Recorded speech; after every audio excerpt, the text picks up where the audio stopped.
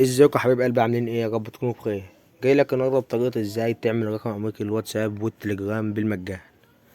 طبعا التطبيق ده شرحنا عليه قبل كده مرتين، بس ده نزل له تحديث جديد. هكون طبعا سايب لك اللينك بتاعه في الوصف واللينك شات في الوصف. ثواني بس، انا كنت بستخدمه قبل كده، اعمل له مسح بيانات وارجع لكم تاني. طبعا يا حبايب قلبي، اول ما تفتحوا التطبيق هيفتح معاكم بالواجهه اللي انتوا شايفينها قدامكم دي. هيفتح لك 3 خانات. هتدوس انت على اول خانه، تضغط عليها، بعد كده تديله سماح. هيتقل معاك سيكا وهيفتح معاك الواجهة دي. عندك هنا حاجة تحت اسمها سجن ان، اللي علامة جوجل دي. تمام، هتدوس عليها هيفتح لك كل الجيميلات اللي على الفون بتاعك. هتحدد جيميل مش جيميلات اللي عندك، بس طبعا لازم انت ما تكونش مستعمله قبل كده على التطبيق ده. تحدد جيميل. تمام، بعد ما تختار جيميل هيفتح معاك واجهة تانية خالص، اللي هي فيرست نيم لاست نيم ايميل. فيرست نيم هنا هتقدر تعمل اي اسم. تمام، في طريقة تانية برضه ممكن تسجل بيها، اللي هي الفيسبوك اللي تحت دي. ممكن تسجل بالفيسبوك، بس اسهل يعني واضمن ان يطلع لك رقم ان انت تسجل بالطريقة اللي انا بستخدمها قدامك دي. بعد كده لاست نيم نفس الاسم او اي اسم تاني مش هتفرق. بعد كده هنا اي جيميل، بس شرط تكتب @gmail.com بالمنظر اللي انت شايفه قدامك ده. بعد كده عندك علامة فوق او كلمة اسمها سيف بالانجليزي او حفظ. تمام، سيف هي حفظ الاتنين واحد. تضغط عليها هيحمل معاك. عندك هنا حاجة ديت طبعا المكالمات اللي يجيلك عليها المكالمات، وفوق هنا اللي بيجيلك عليها رسايل وكده. بس طبعا التطبيق ده نادرا اول ما بيقولك رسالة. دي الاسماء اللي عندك على الفون اللي عاوز تتصل على حد، وده هنرجع لها تاني دلوقتي. تخش بقى على العلامة اللي هي بتاعت الاتصال دي.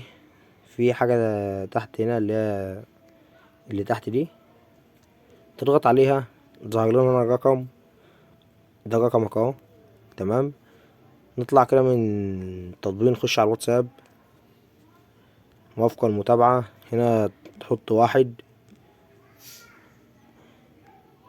2 3 4 2 7 4 9 بعد كده تضغط التالي متابعة. بعد كده تضغط قلم لتتلقى الكود، تضغط اتصل بيه. ترجع للتطبيق تاني، هنستنى هنا طبعا الاتصال. طبعا مبيجيلناش من اول دقيقتين. تمام، يعني هنا التطبيق ادالنا الرقم، ادالنا دقيقتين تانيين، فاحنا هنستنى الدقيقتين وبعد كده نطلب اتصال تاني. طبعا هنا الدقيقتين اهم على وشك انهم يخلصوا. تمام، نضغط تاني لم تتلقى الكود وبعد كده اتصل بيه. نرجع للتطبيق تاني، المفروض ان يجينا اتصال دلوقتي.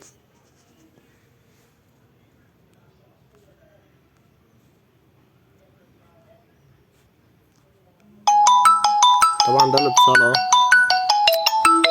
فاحنا هنا كده هنرد على الاتصال واقابلكوا تاني.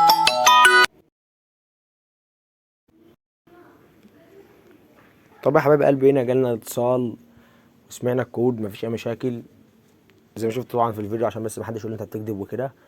بس هنا خدمة واتساب فيها مشكلة حاليا في الوقت اللي انا بصورك فيه الفيديو. يعني انت تنزل التطبيق بعد بساعة، تمام، نزل التطبيق بعد ب5 دقايق، بدقيقة واحدة، وتفعل رقم. ما تجيش تقول لي انا فعلتك وانت عرفتش تفعله ولا كلام من ده.